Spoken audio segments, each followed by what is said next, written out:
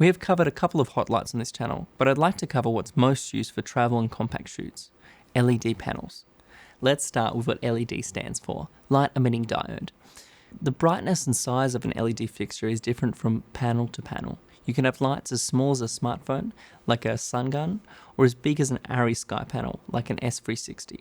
You can also purchase LED strips and easily make custom installations. These are very common for applications like light up signs or a room for practicals.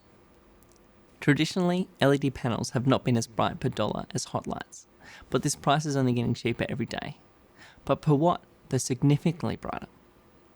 I'm going to do a future video just dedicated to light levels of different set fixtures and how do you know what particular look, room size and exposure you need for what light. LEDs have a lot of advantages over hot lights. For one, these fixtures can be made lighter when designed with plastics because they don't get as hot. However, this isn't always the design philosophy, as a sky panel can get quite heavy. But something like a Flex Cine series from Westcott are light and can even be taped to a wall with no issue. The other advantage is they don't get anywhere near as hot as something like a Blondie, which makes them easier to move after they've been set up. And they won't heat up the room, which can definitely happen with even smaller lamps. Because they draw much less power compared to globes, a lot of LED panels can also be powered by a battery.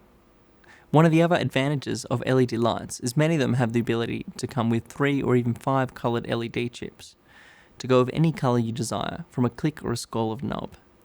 There are a few disadvantages to LEDs, but because they're made up of very small sources, the light can create some interesting shadows that aren't present with single source LEDs, like cobs or globes.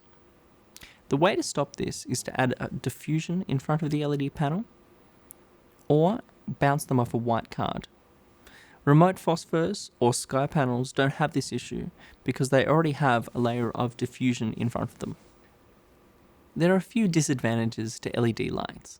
Because the panel is made up of many small different sources, the lights can create some interesting shadows that aren't present on single source lights or cobs or globes.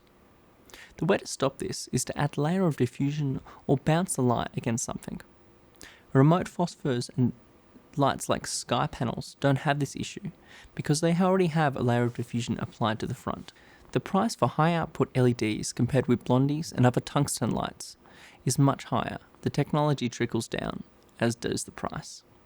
We touched on the quality of the light in a different episode, but generally the gist of it is that LEDs are trying to match a different source. A tungsten light puts out a 3200 Kelvin colour, the sun puts out a 56, and for this reason LEDs are not going to ever be exactly a 56 or a 32, but they can get close. Better ones, so close that the human eye can't tell.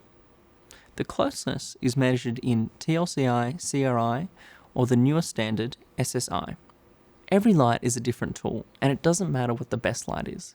It matters what serves the story best. Thanks for watching this episode of GearTube.